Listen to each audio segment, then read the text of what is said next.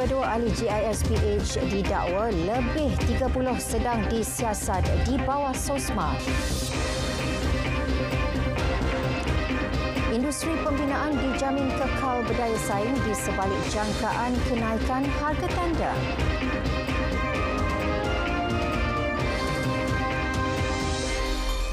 Assalamualaikum, salam Malaysia Madani. 22 individu termasuk Ketua Pegawai Eksekutif GISB Holdings yang berhad GISPH, Datuk Nasiruddin Muhammad Ali, didakwa di Mahkamah Session Selayang atas tuduhan menjadi ahli kumpulan jenayah terancang. Bagaimanapun, tiada pengakuan direkodkan ketika pertuduhan dibacakan secara berasingan di hadapan Hakim Lailatul Zuraidah Harun Elias Harun. Ini memandangkan kes berkenaan di bawah Akta Kesalahan Keselamatan Langkah-Langkah Khas 2012 SOSMA berada dalam bidang kuasa Mahkamah Tinggi. Mengikut pertuduhan, kesemua mereka didakwa menjadi ahli kumpulan jenayah terancang GISBH di sebuah premis di Bandar Country Homes, Rawang pada Oktober 2020 hingga 11 September 2024. Mereka yang berumur antara 27 dan 72 tahun itu dituduh mengikut Seksyen 130V-1 Kanun Kesiksaan. Hakim Lailatul Zuraidah bagaimanapun tidak membenarkan jaminan dibuat dan menetapkan 23 Disember ini untuk sebutan semula kes. Dalam pada itu, siasatan lanjut masih dijalankan terhadap lebih 30 lagi individu dikaitkan dengan GISBH yang ditahan di bawah SOSMA. Pihak polis juga masih mengesan saki-baki ahli atau individu yang dikaitkan dengan GISBH. Ketua Polis Negara Tan Sri Razaruddin Hussein turut memaklumkan pihaknya akan menjalankan siasatan terhadap dakwaan pihak yang mengintai rumah perlindungan menempatkan kanak-kanak yang diselamatkan dalam UB Global. Nanti kita siasat. Okey? Pasal dia ada rumah perlindungan, ada di Sembilan, ada di Selangor. 55 kanak-kanak yang diselamatkan menerusi UB Global telah diserahkan kepada ahli keluarga terdekat yang layak setakat hari ini. Penyerahan dilaksana berdasarkan lunas undang-undang dan melalui perintah mahkamah. Dan untuk menyerah kepada orang yang layak dan sesuai seperti mana disarankan oleh the woman in concern, mahkamah perlu juga menilai berdasarkan kepada kita punya laporan. Setakat ini 560 kanak-kanak ditempatkan di pusat perlindungan selepas JKM mendapat perintah jagaan sementara daripada mahkamah bagi tempoh 2 bulan mengikut peruntukan Seksyen 25-2-A Akta Kanak-Kanak 2001. Keputusan pandangan hukum berkait ajaran diamal pengikut GISBH dipersembah kepada Majlis Raja-Raja yang bersidang selama 2 hari mulai hari ini.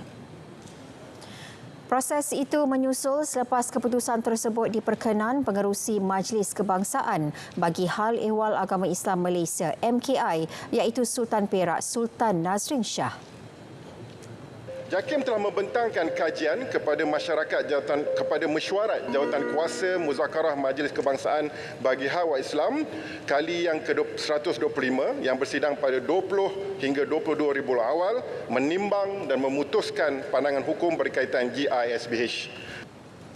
Dalam pada itu, pihaknya sedang memantau secara dekat 8 ajaran sesat yang diwujudkan di seluruh negara selain melakukan risikan dan siasatan terhadap 12 lagi ajaran sesat.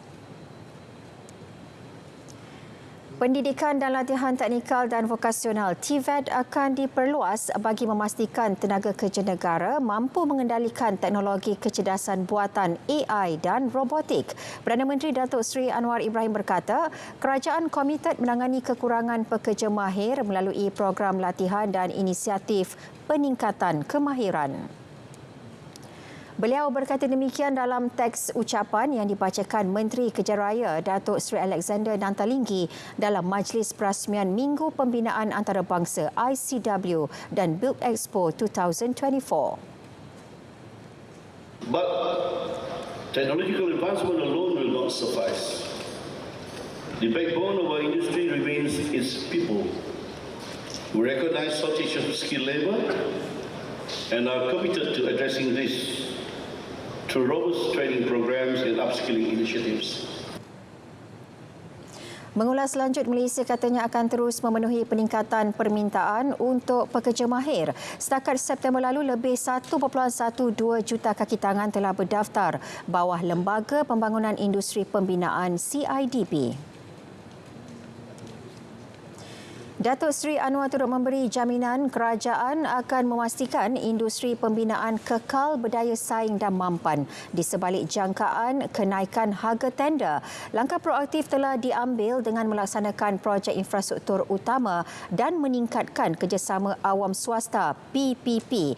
Projek tersebut Sarawak Sabah Link Road Fasa 2, menaik taraf lebuhraya Pen Borneo dan pembangunan pusat data di Johor. Industry is growing in tandem with the evolution of digital technology, including big data and artificial intelligence, which exponentially increases demand for data centers. Our nation has a rise in the data center cost index, surpassing Oslo, Berlin, and Sydney. Demonstrates our growing leadership in this sector. Subsidi kemudahan perkhidmatan udara luar bandar RAS akan terus disalurkan walaupun syarikat penerbangan Maswings diambil alih Kerajaan Negeri Sarawak tahun depan. Jaminan itu diberi Menteri Pengangkutan Anthony Loke Siu Fook. Kementerian berkenaan telah menandatangani memorandum persefahaman MOU dengan Kerajaan Negeri Terbabit bagi membolehkan subsidi terus disalurkan. Kita telah pun sudah ada MOU persefahaman dengan Kerajaan Sarawak bahawa sekiranya mereka mengambil alih Maswing, kita tetap memberikan subsidi untuk pengangkutan luar bandar atau penerbangan luar bandar, Rural Air Service lah. Apa yang dipanggil sebagai Rural Air Service. Memang setiap tahun Kementerian Pengangkutan ada peruntukan untuk memastikan perkhidmatan penerbangan luar bandar itu tidak terjejas. Terdahulu, Premier Sarawak Tan Sri Abang Johari Tun Openg memaklumkan proses pengambilalihan syarikat penerbangan Maswings akan dimuktamadkan tidak lama lagi. Dalam perkembangan lain, Anthony Loke yakin cadangan pembinaan Jambatan Darat Chumpon Ranong CRLB di Thailand tidak akan menjejaskan pelabuhan negara. Keyakinan itu berdasarkan kelebihan yang dimiliki pelabuhan negara. Selain mampu kekal sebagai pusat pelabuhan terunggul dalam sektor pengangkutan antarabangsa, kita tak perlu bimbang kerana yang pertamanya kita mempunyai kelebihan dari segi kedudukan geografi. Kita berada di tengah-tengah Selat Melaka dan juga Laut Cina Selatan. Jadi kita di laluan perairan yang paling sibuk di dunia. Jadi yang pentingnya ialah operator-operator kita mesti berdaya saing dan kita perlu merangka dasar perdagangan yang bebas, yang terbuka. Sektor perindustrian negara yang kukuh terus turut memberikan keyakinan kepada syarikat perdagangan luar untuk berlabuh di perairan negara. Rang Undang-Undang RUU Keselamatan dalam Talian yang bakal dibentangkan di Dewan Rakyat dalam masa terdekat bertujuan mengekang aktiviti jenayah di media sosial, bukannya menyekat kebebasan bersuara. Menteri Komunikasi Fahmi Fadil berkata RUU itu juga akan memastikan pengendali platform media sosial lebih proaktif mengekang aktiviti jenayah di platform masing-masing bagi mengelak dikenakan tindakan.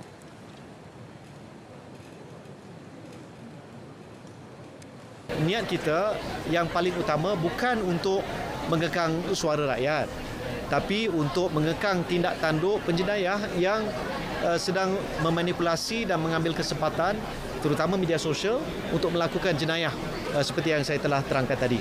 Jadi kita tegaskan kerajaan madani akan mempertahankan hak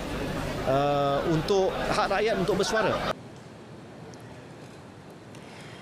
Sidang Kemuncak ASEAN 2025, platform terbaik komuniti ASEAN meneliti isu melibatkan media sosial termasuk isu penularan berita palsu serta jenayah siber. ASEAN tidak mengenakan kawal selia seperti Kesatuan Eropah, seperti GDPR yang ada di sana, tapi kita percaya sekiranya negara-negara anggota ASEAN mempunyai hala tuju yang sama, prinsip internet yang lebih selamat untuk kanak-kanak dan keluarga sebagai contoh, maka ada tindakan-tindakan yang boleh dilakukan pada mungkin mengambil kira apa yang berlaku di negara-negara, setiap negara, dan menyesuaikan dengan negara masing-masing. Itu adalah saya percaya satu kejayaan untuk ASEAN.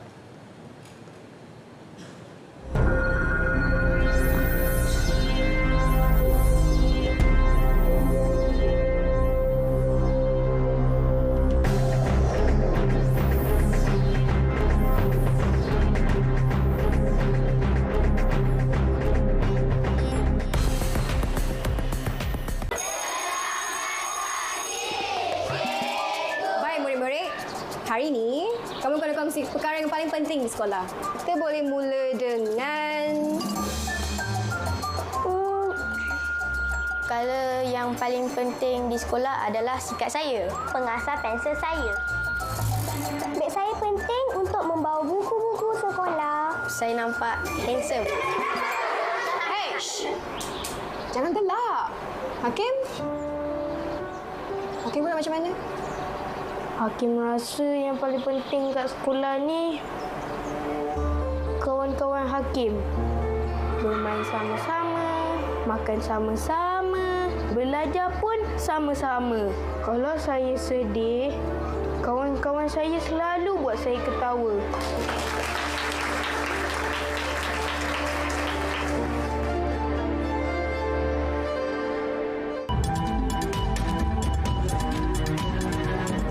Bertemu kembali. Usaha memperkukuh kawal selia bagi industri mineral dipergiat menerusi Kerangka Dasar Mineral Negara 3 DMN3. Menteri Sumber Asli dan Kelestarian Alam Nik Nazmini Ahmad berkata, dasar tersebut bertujuan memacu pembangunan industri mineral negara secara komprehensif, membabitkan keseluruhan proses rantaian. DMN3 katanya akan menumpukan eksploitasi sumber mineral yang mampan, pada masa sama menyeimbangkan pembangunan ekonomi dengan pemeliharaan alam sekitar. Over the years, the approach to developing these resources has evolved from traditional mining practices to more sustainable and technologically advanced methods. We are also shifting from just focusing on exporting raw minerals to processing them in our country. MCMC diarah melakukan ujian kelajuan internet di kawasan universiti awam seluruh negara. Ini termasuk di fakulti, Dewan Kuliah serta Kolej Kediaman Pelajar. Menteri Komunikasi Fahmi Fadil berkata kerjasama dengan Kementerian Pendidikan Tinggi itu dijalin bagi memudahkan ujian kelajuan internet dilakukan.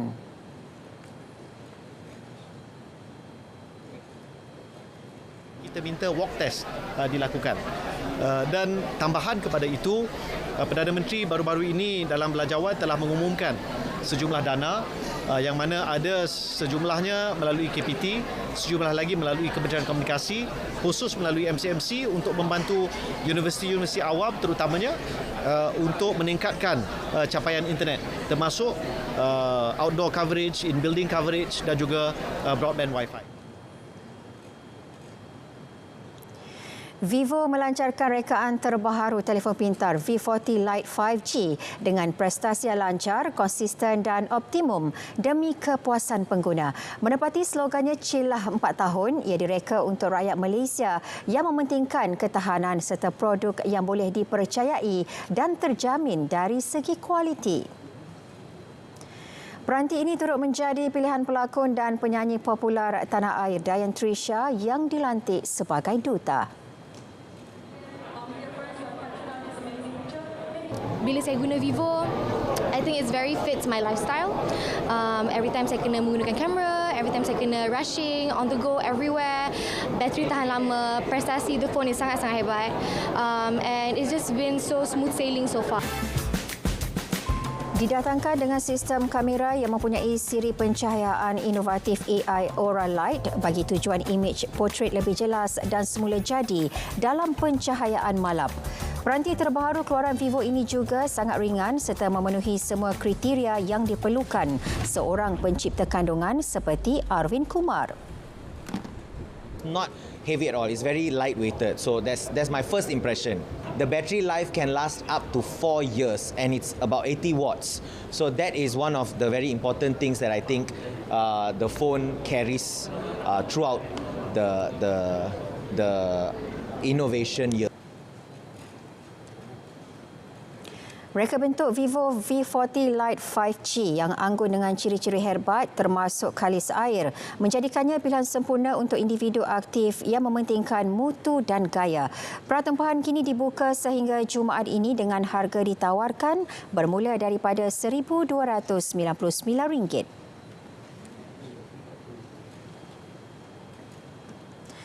Pertubuhan Bangsa Bersatu PBB belum membuat keputusan untuk membawa keluar pasukan pengamannya di Lubnan walaupun situasi di negara itu semakin tegang. Menteri Luar Datuk Seri Muhammad Hassan bagaimanapun berkata pihaknya telah menyediakan pelan evakuasi sekiranya badan dunia itu memutuskan untuk mengeluarkan pasukan berkenaan.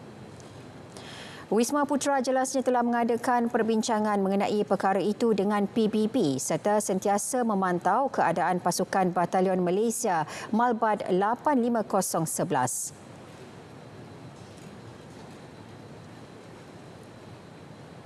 Kita telah pun menyuarakan agar bangsa-bangsa bersatu melihat itu melalui Security Council, melihat keberadaan UNIFIL di Lebanon dan untuk kita membuat gerak kerja bila kita nak keluarkan. Sebab kita tak boleh keluarkan secara bersendirian. Di bawah mandat ini, bangsa-bangsa bersatu yang akan membuat pengunduran secara bersama. Malaysia Komited pastikan Kod Tata Laku COC Laut Cina Selatan LCS akan jadi dokumen efektif dan substantif untuk tangani isu berkait perairan tersebut. Peranan sebagai negara penyelaras hubungan dialog ASEAN-China akan dimanfaatkan sepenuhnya untuk tujuan itu. Sebagai negara penyelaras, antara peranan Malaysia adalah sebagai pengerusi bersama dengan China dalam merunding draft COC. Rundingan akan dipastikan tidak sesekali pinggirkan kedaulatan dan kepentingan negara. Sebagai pengerusi ASEAN pada tahun 2025, Malaysia komited untuk menyelesaikan isu-isu berkaitan Laut Cina Selatan secara konstruktif dengan menggunakan forum dan saluran diplomatik yang sesuai. Malaysia akan terus menyuarakan pendirian tegas berhubung isu Laut Cina Selatan di pelbagai platform bagi memastikan kedaulatan, hak kedaulatan dan kepentingan negara akan terus kekal terpelihara. COC Laut Cina Selatan sedang dirunding negara anggota ASEAN dengan China untuk elak konflik dan ketegangan di perairan itu. Ia tanpa prejudis terhadap tuntutan wilayah dan maritim negara masing-masing. Tahun ini 4 rundingan COC dijalankan.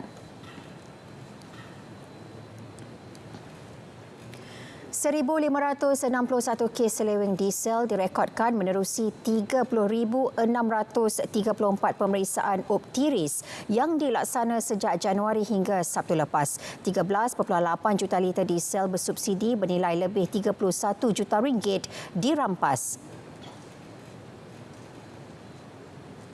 Selain itu, setakat Januari hingga Oktober 2024, KPDN telah membuka sebanyak 6 kertas siasatan di bawah Akta Pencegahan Pengubahan Wang Haram, Pencegahan Pembiayaan Keganasan dan Hasil daripada Aktiviti Haram. Laporan interim kajian empirikal pengasingan kuasa peguam negara dan pendakwa raya dijangka siap tahun depan. Kerajaan komited pastikan prosesnya dijalankan secara teratur. Kajian pengasingan peranan peguam negara dan pendakwa raya masih dalam proses dan insya-Allah pada tahun depan harapannya empirical research yang dilaksanakan satu laporan interim boleh dimasukkan bagi status tentang peranan peguam negara dan pemisahan peguam negara dan juga pendakwa raya. Baik saudara, seperti biasa setiap Rabu, saksikan harga petrol dan diesel mingguan berkuat kuasa tengah malam ini hingga 30 Oktober.